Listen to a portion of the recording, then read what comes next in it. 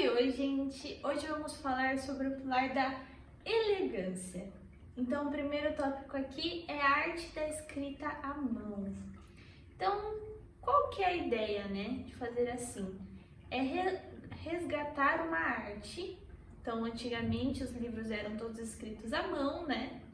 E, querendo ou não, é uma coisa muito bonita, né? Você lê aquele livro à mão, sabe que foi todo desenhado, escrito, você vê a letra da pessoa, é realmente uma arte, né? O computador não capta a emoção do escritor, então isso é uma verdade, né? Querendo ou não, o computador ele ajuda muito, a tecnologia está aí realmente para nos ajudar, mas é inegável que não capta a emoção, é diferente de você escrever com a sua letra, muda completamente. E falando nisso, né, por que a gente colocou esse módulo, colocou esse tópico? Porque no nosso livro a gente faz muito isso. Então, para vocês verem, essa letra aqui é minha, mas o Marco em alguns momentos colocou alguns números, algumas coisinhas. Ó, essa letrinha aqui é minha, é a mesma das lousas também, mas o Marco vira e mexe escreveu alguma coisinha também, alguns números, algumas coisas que eu tinha dificuldade de desenhar, ele ajudava. Porque realmente isso vai fazer com que tenha a nossa essência, né? Envolve novos aprendizados. Então, na hora que a gente for escrever, por exemplo, aqui tá falando da engenharia do impossível, vou mostrar pra vocês. Que é isso aqui que a gente chama de engenharia do impossível. Por quê? A gente, antes de mandar pra cá, a gente tinha que ter uma margem pro livro para dar certo na impressão. Porque se não tivesse essa margem, não ia ter como, sabe, igual no computador que dá pra diagramar certinho, colocar as margens certas. Não. Então a gente fez tudo à mão. Aí pra fazer a margem da moldura pra ir no livro, pra não ficar colapsado, né? Tanto é que vocês verem aqui, tem um espaçamento. A gente fez com base nisso aqui. Então o Marco mediu certinho, ele falou assim, quanto mais ou menos tem que ter uma margem? Aí ele colocou aqui, ele que montou isso aqui, eu só ajudei.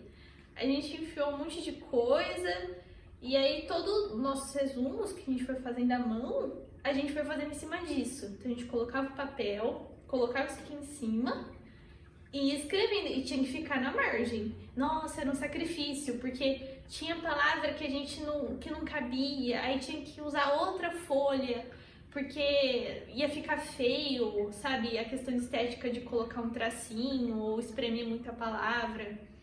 Então, realmente foi um novo aprendizado. A escolha das canetas, isso é muito importante. A gente não tinha noção de como fazer diferente a escolha da caneta certa. Tanto é que, para esse livro aqui, a gente usou várias canetas. E a gente colocou aqui atrás até como agradecimento. Então, a caneta Fibralo, lapiseira também a gente usou, a Stabilo, Pentel Energy, várias canetas, a gente colocou todas, porque realmente é muito difícil achar a espessura certa, a cor certa. Assim, a gente aprendeu muito sobre caneta, eu especialmente, porque o Marco ele já conhecia mais sobre canetas, mas eu em si eu só comprava que eu achava bonita, assim.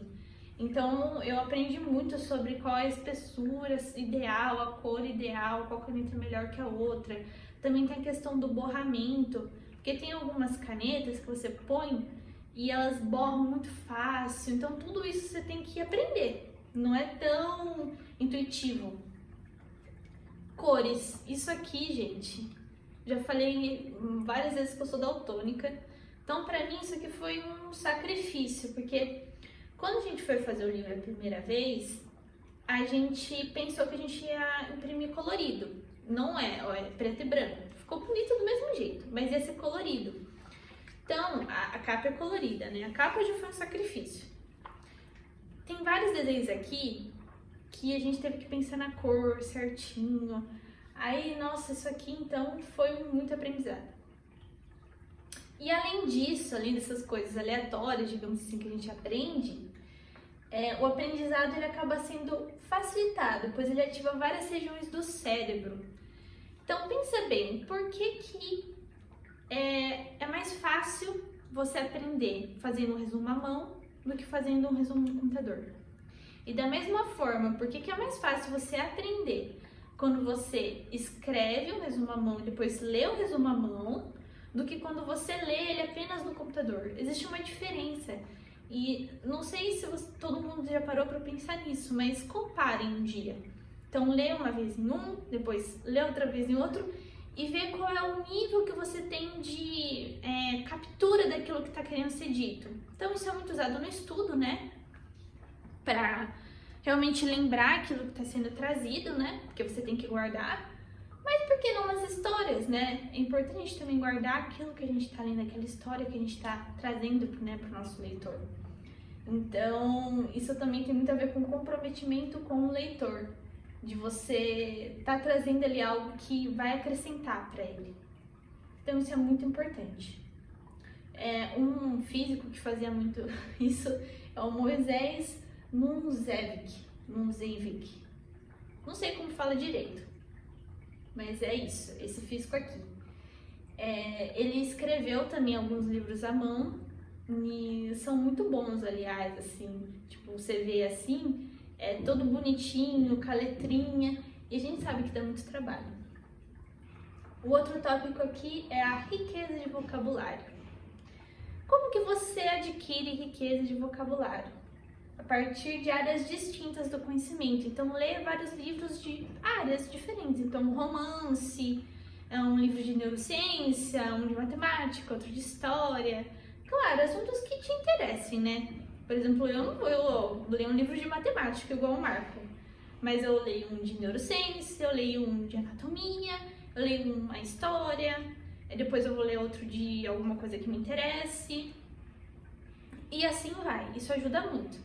Uma coisa também que eu fazia, mais pro vestibular mesmo, mas ajudou muito a enriquecer meu vocabulário, foi todo dia pesquisar uma palavra nova. Tem alguns aplicativos de celulares que faz isso também. Então, todo dia ele te dá uma palavra nova para você colocar no seu vocabulário. Então, do nada, tipo, você acorda e tem lá uma palavra diferente e aí você tenta usar no seu dia. Eu achava divertido isso. E enriquece, querendo ou não, porque todo dia você aprende uma palavra nova. Cartas também.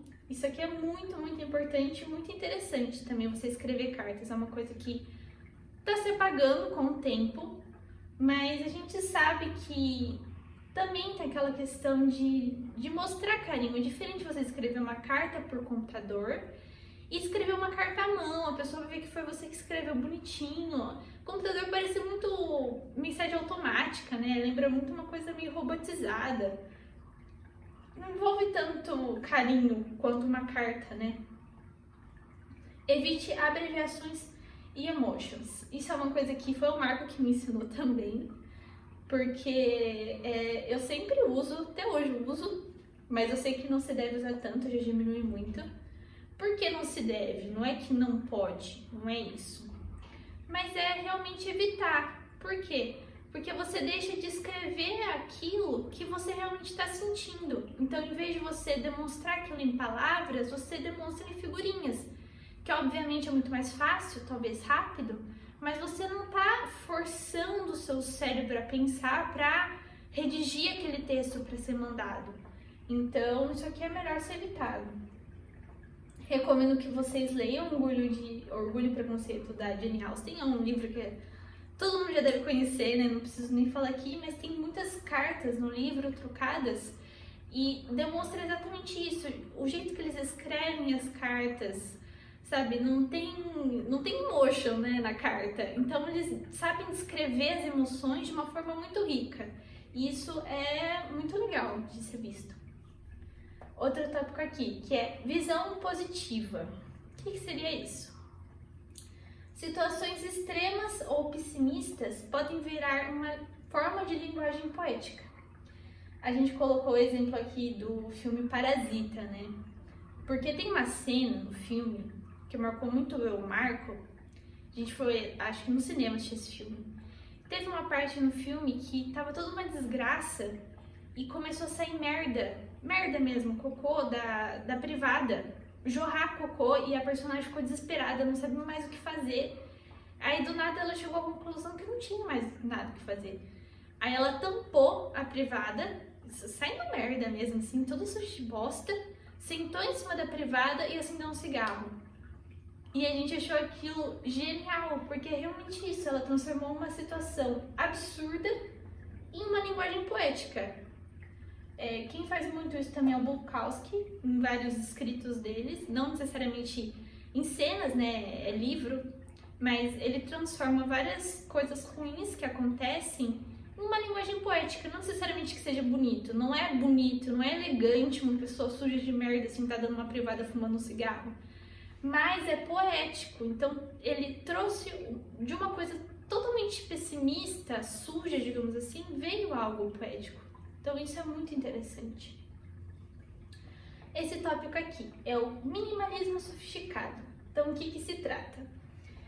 De algo simples partir para universos complexos e mais profundos. Então isso aqui é muito importante. Isso é usado em várias coisas. Tem a ver com menos é mais, não é mesmo?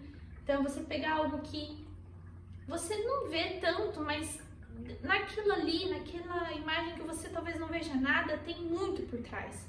A gente fez isso no nosso livro, no barquinho.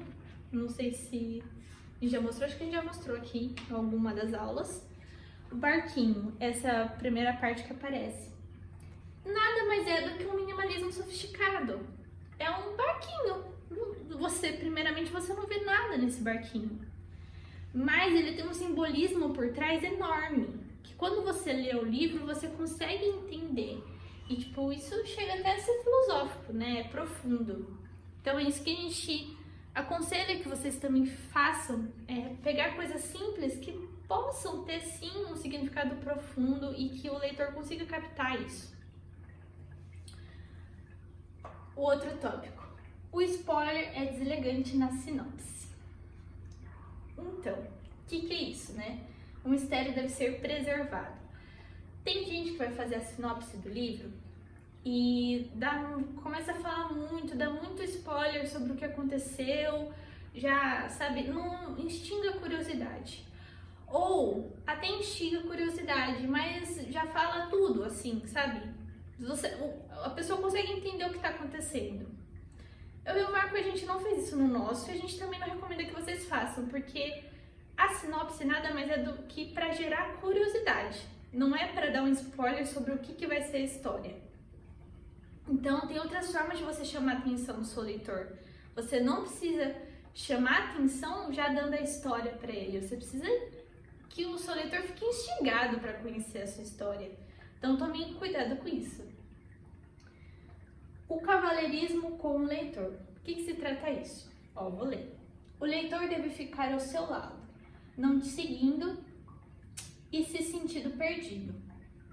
Então é aquela questão do cavaleirismo. Ele tem que estar ao seu lado, você tem que estar sempre, né, passeando junto com ele, como se fosse uma conversa. Então tem que ter compreensão e clareza na obra. E o nome disso a gente dá de inteligibilidade. Esse é o termo. Então, para ele não ficar perdido, te seguindo, mas você sempre tem que estar, sabe, andando junto com ele.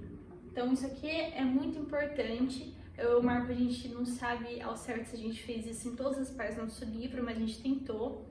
E é importante vocês saberem que tudo que a gente fala aqui é como se fosse o 100%. E que para chegar nisso tem que ter muita prática, não é fácil.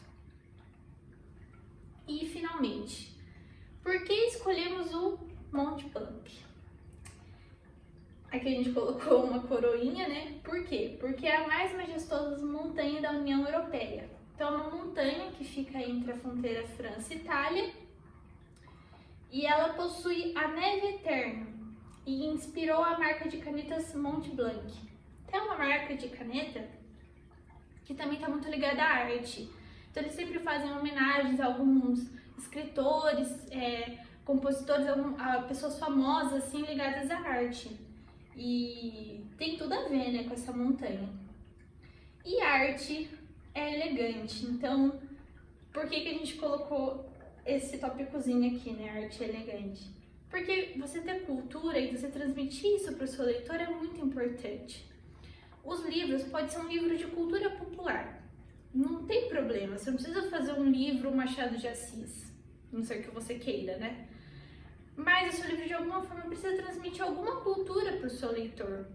Então ele precisa transmitir algo, nem que seja alguma coisa que você aprendeu na sua vida. Então é muito importante você enriquecer com alguma coisa de arte, alguma coisa que você já conhecia, alguma coisa que você acha que outras pessoas também deveriam conhecer. Isso faz bem para quem está lendo. Então a gente concorda muito com essa frase aqui, que a arte é elegante. E por que, né, escolhemos esse nome para esse pilar? Ó, definição de elegância. É a arte de fazer boas escolhas. Por exemplo, escolher uvas para um bom vinho. A gente colocou um vinhozinho aqui. Quando você vai fazer um vinho, você tem que escolher as uvas certas para fazer o seu vinho. E funciona assim também com o seu livro. Você tem que escolher as palavras certas, você tem que ter um bom vocabulário, você tem que escolher a forma que você vai transmitir aquilo para o seu leitor. Então, escrita à mão a gente recomenda. Ou se você não quiser escrever à mão, mas fazer a sua forma. Tudo tem que ser muito bem pensado, você tem que escolher com carinho aquilo que você vai fazer. Então, pensar muito bem, trabalhar muito bem, isso está muito relacionado com elegância em si. A gente espera que vocês tentem aplicar isso da melhor forma possível.